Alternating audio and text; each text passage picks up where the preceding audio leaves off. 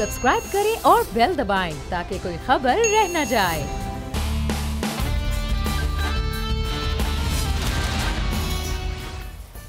Special report with Mudassar Iqbal में आपको खुशामदीद कहते हैं। मैं हूं मुदस्सर इकबाल और आज हम बात करेंगे सबसे पहले उस केस के हवाले से जिसमें आज मियां नवाज शरीफ जो ऑलरेडी इस वक्त जेल में हैं, लेकिन मरियम नवाज साहिबा उनकी ज़मानत के हवाले से नैब ने अपील दायर की थी सुप्रीम कोर्ट में, लेकिन उस अपील को आज खारिज कर दिया गया है। नैब की अपील क्या ये कमज़ोर थी या नैब का जो केस है जिसमें सज़ा हुई थी उसमें मामलात में हुक्म है, क्या वजूहात हैं, इस सूरत हाल पर बात भी करेंगे।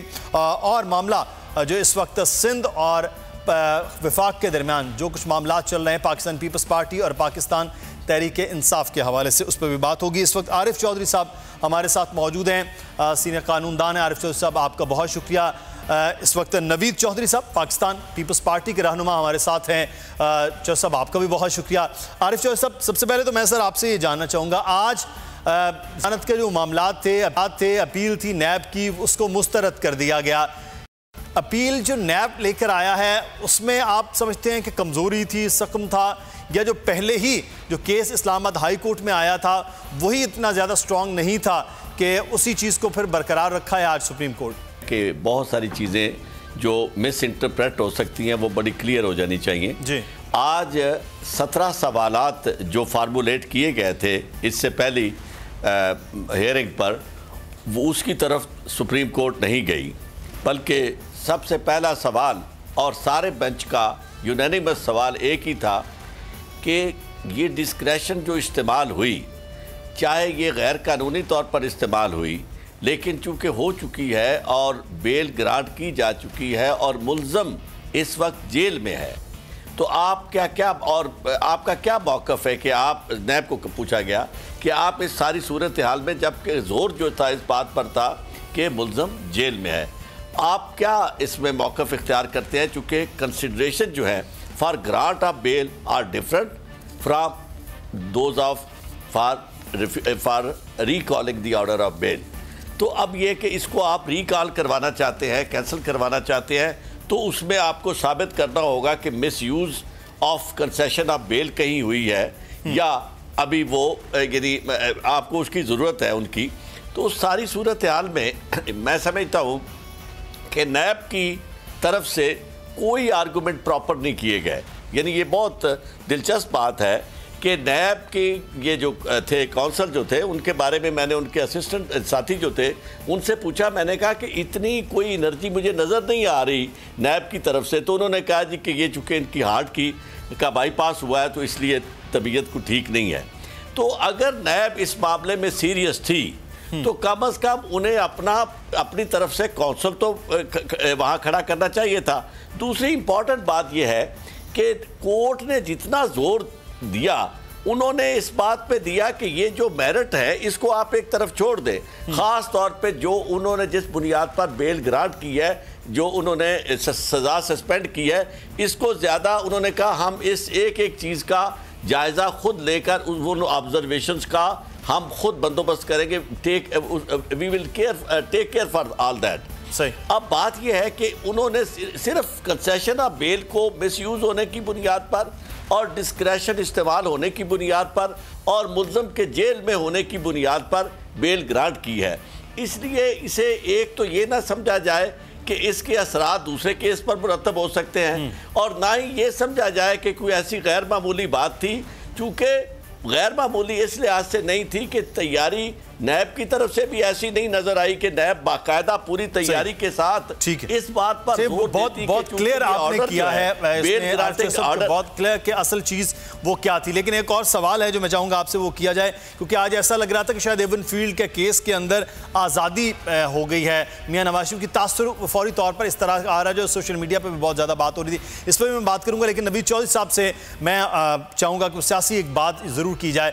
नवीद चौधरी साहब, एक जानिब तो नैब की वो फुर्तियाँ जो गिरफ्तारियों की सूरत में हैं या जो केसेस बनाने की सूरत में हैं या दीगर इदारों की है, दूसरा ये है कि आज के मामलात के बाद आपको लग रहा है कि मियां नवाज शरीफ साहब के लिए कहीं ना कहीं वो कहते हैं सांस लेने की आज़ादी थोड़ी सी हो गई, कोई बेहतरी हुई हो, आज के बाद आपको लग रहा है कदरे रिलीफ है?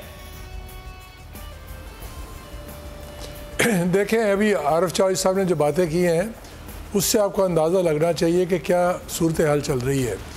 फवाद चौधरी साहब ने जब प्रेस कॉन्फ्रेंस की और ये कहा कि इमरान खान वज़ीर आज़म के ख़िलाफ़ नैब एक तौहीन कर रहा है उनकी जी, तो वो उस बात की अंदिया था कि जो बातें हम अपोजिशन वाले बड़े दिनों से कह रहे थे कि नैब का रवैया सही नहीं है, वो एक तरह उस हिसाब से, और उन्होंने हमारी बात को तौक़ीयत दी ये लफ्ज़ कह के। नेचुरली उसका इम्पेक्ट ये आया कि नैब अंडर प्रेशर आया है उस पर, और नैब के अंडर प्रेशर आने की आपको वजह नज़र आ गई जब दूसरे दिन डीजी साहब ने और उन्होंने जब ये कहा, चेयरमैन नैब ने जब उन्होंने प्रेस कॉन्फ्रेंस की और उन्होंने कहा जी कि तौक़ीर हो रही है, तौहीन नहीं हो रही, और क्लैरिफिकेशन पे क्लैरिफिकेशन आनी शुरू कर, वो डिफेंसिव हो गए। आपने देखा होगा कि जब परवेज़ इलाही साहब का केस आया तो उसमें भी इस एविडेंस ना होने की बुनियाद पे उसको खारिज कर दिया गया। बात यह है कि जितने भी रेफरेंसेस बनते हैं वो रेफरेंसेस में एविडेंसेस प्रॉपर होती नहीं है, वो पॉलिटिकल विक्टिमाइजेशन करने के लिए और पॉलिटिकल फ़ायदे उठाने के लिए केसेस बनते हैं और बाद में वो सारे बैकआउट कर जाते हैं। आपको याद होगा 11 साल असद जरदारी साहब का केस चला, उसमें भी यही हुआ और बाद में सारे ना एविडेंस ना होने की वजह पर कर दिए गए। मैं समझता हूँ कि नैब के अंदर भी ज़रूरत है कि उनको अक्रॉस दी बोर्ड देखने के लिए प्रॉपर चीज़ें पे तवज्जो देनी चाहिए। ये पिक एंड चूज़ वाली जब चीज़ें आएंगी तो उससे असरात आएंगे और उसके इफ़ेक्ट जाके कोर्ट ऑफ लॉ में जब आप जाते हैं तो आपके वो फेस नहीं कर पाते और इसलिए वो कमज़ोर फैसले नुकसान पहुँचा देते हैं। यही हालात अगले केसेस में मुझे नज़र आ रहा है, और मैं समझ रहा हूँ कि नवाज शरीफ साहब ने जो बेल की मूव की हुई है उसको रिलीफ मिलने के चांसेस नज़र आ रहे हैं, क्योंकि ये ग्राउंड्स जिस ग्राउंड्स पे उन्होंने पहले बेल ली थी और वही चीफ जस्टिस साहब वहाँ बेंच अगर बनाएंगे तो नेचुरली वो उसी को बेहतर समझेंगे और उसी हिसाब से चलेंगे। तो मैं समझता हूँ कि नैब के जो रवैये इस वक्त चल रहे हैं क्योंकि वो अंडर प्रेशर हैं और गवर्नमेंट ने उनको मलाइन करने की कोशिश की है अपने पोजीशन के लिए, और गवर्नमेंट ने क्योंकि जब आप अमेंडमेंट की बातें भी कर रही है गवर्नमेंट इसलिए कि उनको नज़र आ रहा है कि वो अपने केसेस आने वाले हैं उनके, तो मैं समझता हूँ कि नैब जो है ना वो इस वक्त वो अदारा नहीं रहा जो एक न्यूट्रल अदारा था, उसकी न्यूट्रलिटी ख़त्म हो चुकी है सही, and they are playing under depression. बिल्कुल, ये तो बहरहाल बहुत ज़्यादा इस वक्त एतराज़ उठाया जा रहा है नैब के हवाले से अपोजिशन जमातों के, लेकिन आज के केस के हवाले से मैं सादा अल्फाज में मैं चाहूँगा कि क्योंकि ये जो आप बात करेंगे आरिफ चौधरी साहब, ये इस वक्त भी जो नाज़रीन सुन रहे हैं उसके बाद जब ये सोशल मीडिया पे सादा अल्फाज में कि क्या एवन फील्ड केस में मरियम नवाज साहिबा और मियाँ नवाज शरीफ साहब इनको क्या बिल्कुल छूट मिल गई है, ख़त्म हो गया इनके ऊपर ये केस, या कुछ और है कानूनी तौर पर, लेकिन सादा अल्फाज में आरिफ साहब। केस का आज जो केस का फैसला हुआ है उसका ज़रा बराबर ताल्लुक नहीं है अपील के। उसकी वजह यह है कि बड़ा क्लियरली सुप्रीम कोर्ट ने ये बात की कि आम तौर पर भी ये होता है कि जो बेल ग्रांटिंग ऑर्डर होता है, अबूरी हुक्म होता है, उसमें दी गई वजूहात और उसमें इख्तियार की गई ऑब्जर्वेशन जो है उसका केस के मेरिट पर, अपील के केस पर कोई फ़र्क नहीं पड़ता और असरअंदाज नहीं वो हो सकता। एक बात, और दूसरी बात उन्होंने कहा कि ये जो पैरे है वो हम उसका देखेंगे जो भी इसमें, यानी उन्होंने, क्योंकि एक बात बड़ी इंपॉर्टेंट पॉइंट आउट कराई नैब के वकील ने कि जनाब इसमें तो यहाँ तक ये है कि केस के मेरिट तक का हाई कोर्ट ने जिक्र कर दिया कि ये केस जो है इसमें तो चांसेस है कि ये केस सज़ा का केस ही ना बने, शायद सज़ा ही ना हो सके, तो इसके बाद क्या रह जाता है। इसका भी उन्होंने, बेंच ने ये जवाब दिया कि इसका बंदोबस्त हम कर देंगे। लिहाजा एक बात बड़ी क्लियर और बड़े साफ अल्फाज में, सादा अल्फाज में सब दोस्तों तक, नाजरीन तक पहुंचनी चाहिए कि अपील जो है उसका फैसला बिल्कुल मेरिट पर होगा।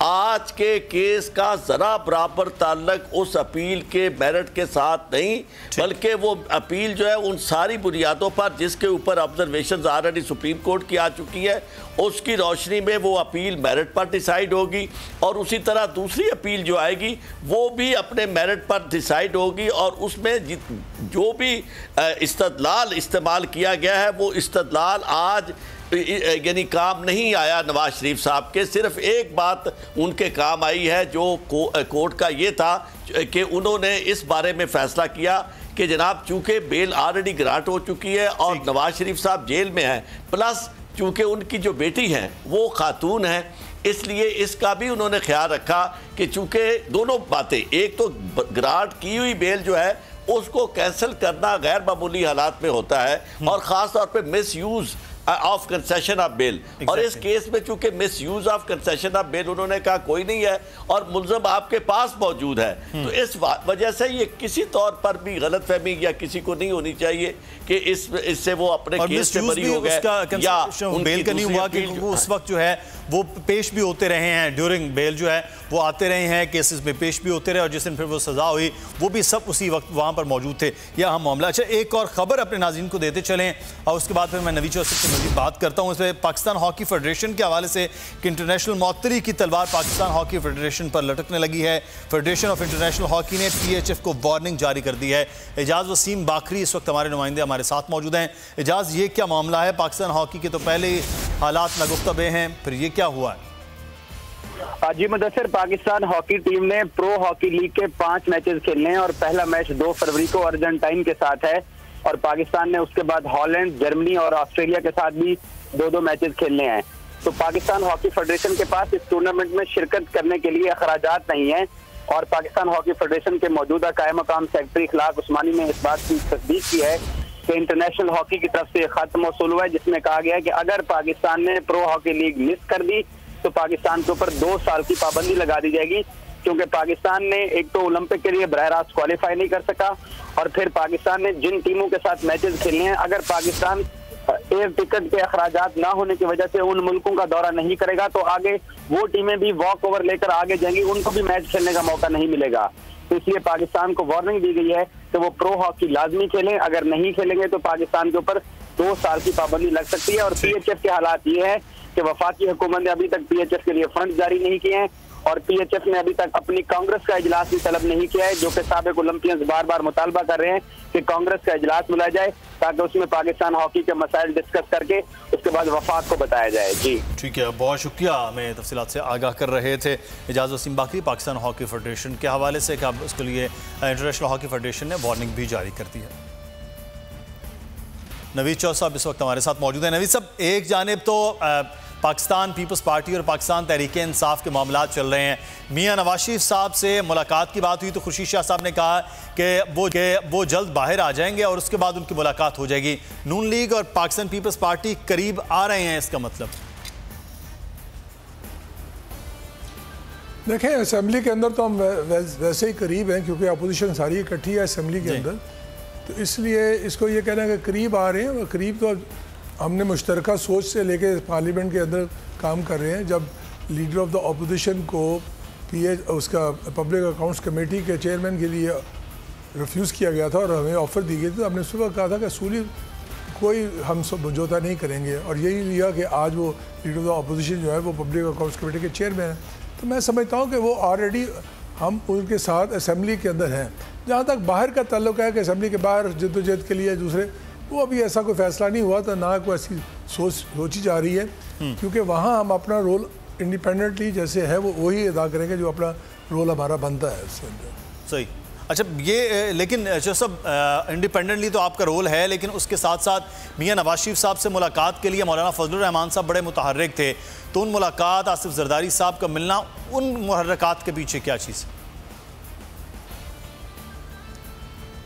देखिए, नेचुरली ये एक उस पर डेडलॉक चल रहा था और डेडलॉक के अंदर डिस्कशन चल रही थी, पर्टिकुलरली बलूचिस्तान के अंदर जो हालात हैं उसके लिए अख्तर मेंगल साहब मिले, हसन बजिंजो साहब मिले और बाकी लीडरशिप मिली।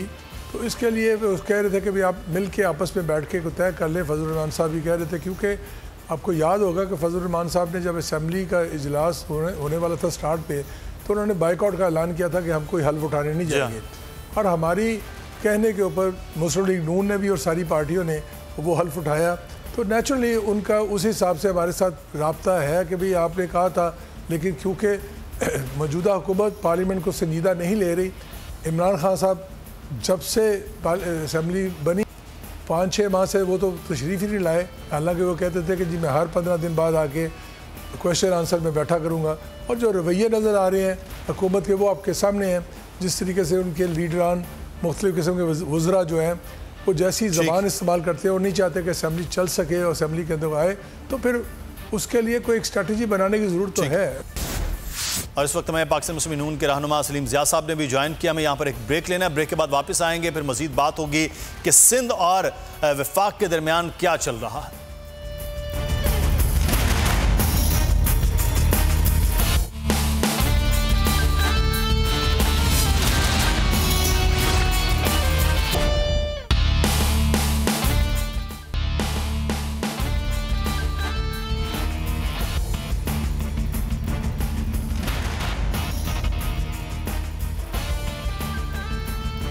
ब्रेक के बाद आपको खुश आमदीद कहते हैं special report with Mudassar Iqbal में। इस वक्त सलीम ज़िया साहब हमारे साथ मौजूद हैं, पाकिस्तान मुस्लिम नून के रहनुमा, और नवीद चौधरी साहब पाकिस्तान पीपल्स पार्टी के रहनुमा हमारे साथ लाहौर स्टूडियो से मौजूद हैं। सलीम ज़िया साहब, आपसे मैं ये जानना चाहूँगा, आज अरीमा खान साहिबा ने वो बात की जिसके बार बार आप लोग हवाला दे रहे हैं, पाकिस्तान मुस्लिम नून हो या पाकिस्तान पीपल्स पार्टी, कि उन्होंने किस तरह से जायदाद बनाई है, उनका भी हिसाब होना चाहिए। आज सुप्रीम कोर्ट में भी पेश हुई, FBR को भी उन्होंने कुछ जुर्माना है वो भी दे दिया, और उन्होंने कहा कि मैं तो एक लंबे अरसे से कारोबार से वाबस्ता हूँ और मैंने इस तरीके से मुझे जनाब चीज़ें हैं वो हुई हैं। अरीमा खान साहिबा ने आज गुफ्तगू क्या की है जब वो अदालत से बाहर आई मीडिया के नुमाइंदगान से, वो पहले वो दिखाते हैं, फिर सलीम ज़िया साहब से इस पर बात करते हैं। जी वेल स्टेट ने बिल्कुल अपनी कमाई की है, 20 साल काम किया, और जब खातून काम करती हैं तो उसका हम मशीनों का भी मजाक उड़ा रहे हैं, जो हमारी एक्सपोर्ट का इतना बड़ा हिस्सा है।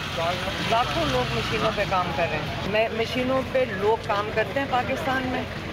आपकी जो एक्सपोर्ट्स है, आप ज़रा चेक करें आपकी एक्सपोर्ट्स कितनी है पाकिस्तान में, और जो आपका फॉरेन एक्सचेंज आ रहा है वो किस चीज़ से आ रहा है, एक्सपोर्ट से आ रहा है ना, और सिलाई की मशीनों से आ रहा है। इमरान खान की जानिब से नहीं आएगा, हमारे वालिदैन की तरफ से शेयर आता है, आपको पता है, सब डिक्लेयर्ड है, नई जायदाद नहीं है। किसने कहा था छुपाई तो नहीं हुई थी ना। तो 20 साल से वो काम कर रही हैं, और 20 साल में फिर न्यू जर्सी की या दुबई की जायदाद वो उन्होंने ख़रीदी है। सलीम ज़िया साहब, फिर आपकी जमात क्यों अरीमा खान साहिबा के हवाले से बात कर रही है? ना तो उनके पास हुकूमती होता है ना कुछ और है। मुदस्सर भाई, पहली तो बात यह है कि मेरे लिए बहुत मुश्किल होता है कि ख़वातीन के लिए कोई बात मैं मनफी बात करूं। जी जी बिल्कुल। लेकिन क्योंकि अब ये एक सियासी मामला है, एक वज़ीर आज़म की हमशीरा हैं और एक बड़ा उन पर एक संगीन किस्म का इल्ज़ाम है, तो उस पर मुझे मजबूरन कहना पड़ेगा कि वो साफ झूठ बोल रही हैं, सफ़ेद झूठ बोल रही हैं, क्योंकि ये सारी की सारी जायदाद दरअसल प्राइम मिनिस्टर सेलेक्टेड वज़ीर आज़म इमरान खान की हैं, और ये पैसा जो वो फरमा रही हैं कि सिलाई करके और छोटा मोटा कारोबार करके किया है, ये इतना अरबों खरबों रुपया जो है इस तरह नहीं कमाया जा सकता। ये खालिसन जो है ये इमरान खान की अपनी जायदाद है, उनके पैसों से ली हुई है, और ये मुस्तकिल गलत बयानी से काम ले रही हैं। और ये भी जो बीच इन्होंने फ़ैसला कर लिया नैब ने, उन पर छोटा मोटा फ़ाइन करके उनके मामलात को बहाल कर दिया, ये भी इस बात की निशानदही करता है कि यहाँ पर दाल में काला है, बल्कि दाल पूरी की पूरी काली है। मैं समझता हूँ कि इसकी पूरी तहकीकात होनी चाहिए और उनको सच बोल देना चाहिए, क्योंकि सच बोलने में उनकी बचत है। तो जितना वो गलत बयानी से काम लेती रहेंगी उसी तरह बात बढ़ती जाएगी। अभी तो दुबई की बात है, अमेरिका में भी अमेरिका दुबई में है सलीम ज़िया साहब, और वो कह रही 14 करोड़ 5 लाख की जो है वो न्यू जर्सी की जायदाद खरीदी थी। ये तो कोई बहुत लंबी चौड़ी अमाउंट भी नहीं है। ये लंबी चौड़ी नहीं है, मगर थोड़ी भी नहीं है जी। नहीं, और ये सिलाई मशीनों से ये अंडे बेच के, ये मुर्गियां बेच के अंडे बेच के नहीं आती हैं इसके लिए। और अभी तो ये तहकीकात शुरू हुई है। मैं समझता हूँ अगर मुकम्मल तौर पर, सही तौर पर और संजीदा तौर पर तहकीकात होगी तो ऐसी बहुत सारी चीज़ें निकलेंगी जो इन्होंने अब तक छुपाई हुई हैं। सही। आपको याद होगा कि 2018 तक इन्होंने इन चीज़ों को डिक्लेयर नहीं किया था, और 2018 के बाद इन्होंने कागजात में यहाँ पाकिस्तान में डिक्लेयर किया है। मैं समझता हूँ कि ये शिकंजे में आ चुके हैं।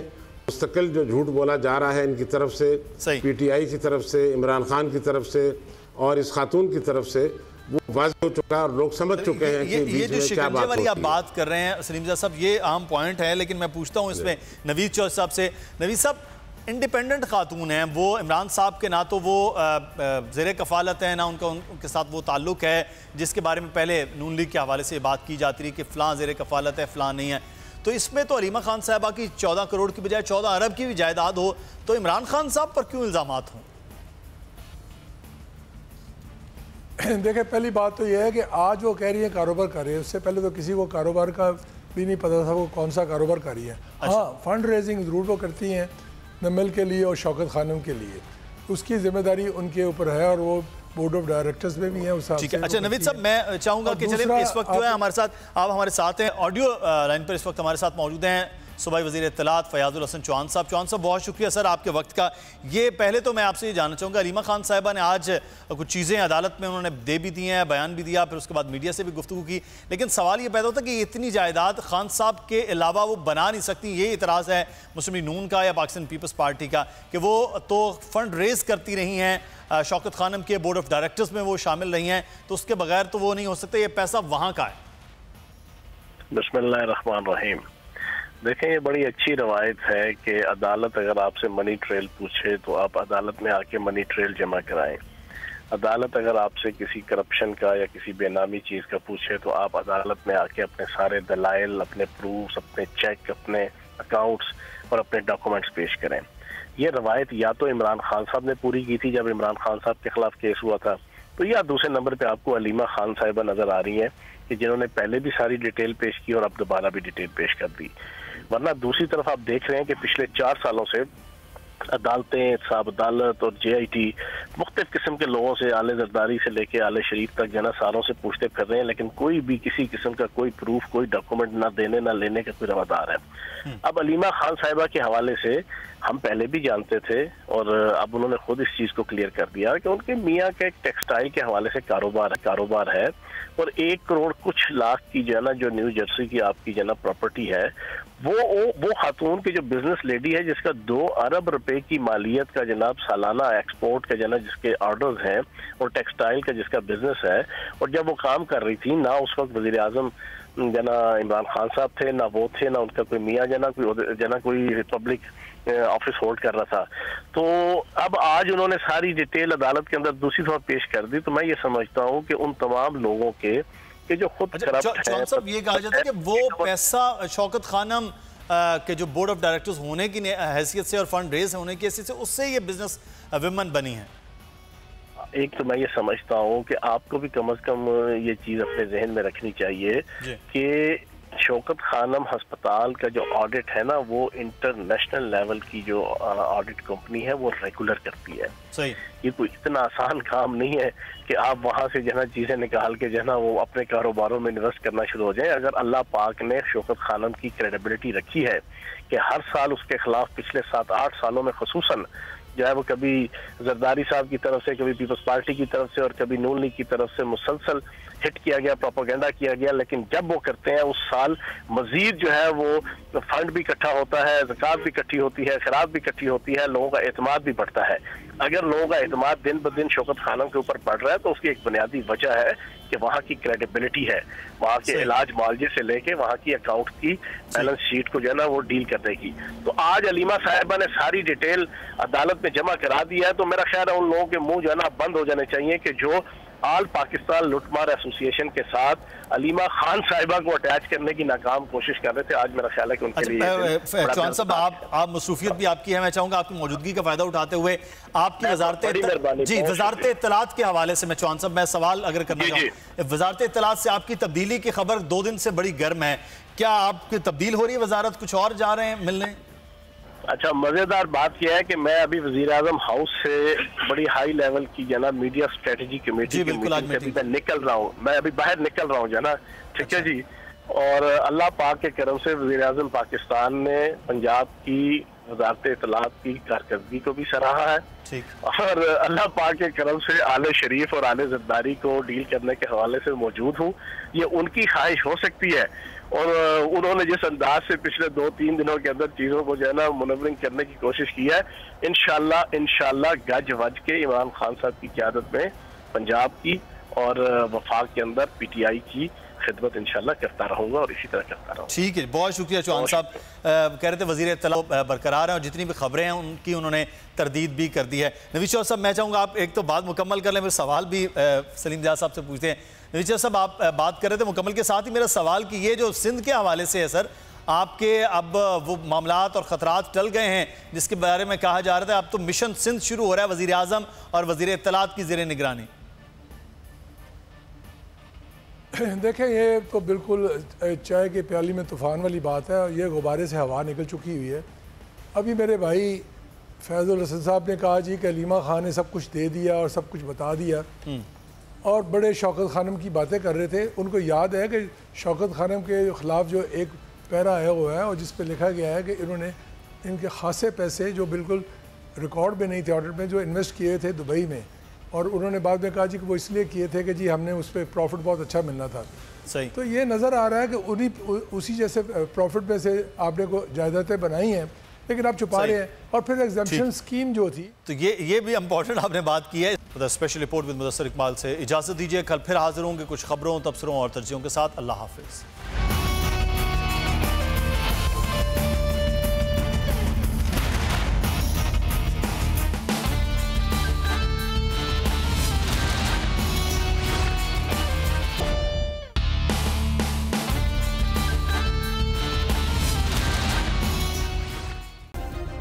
सब्सक्राइब करें और बेल दबाएं ताकि कोई खबर रह न जाए।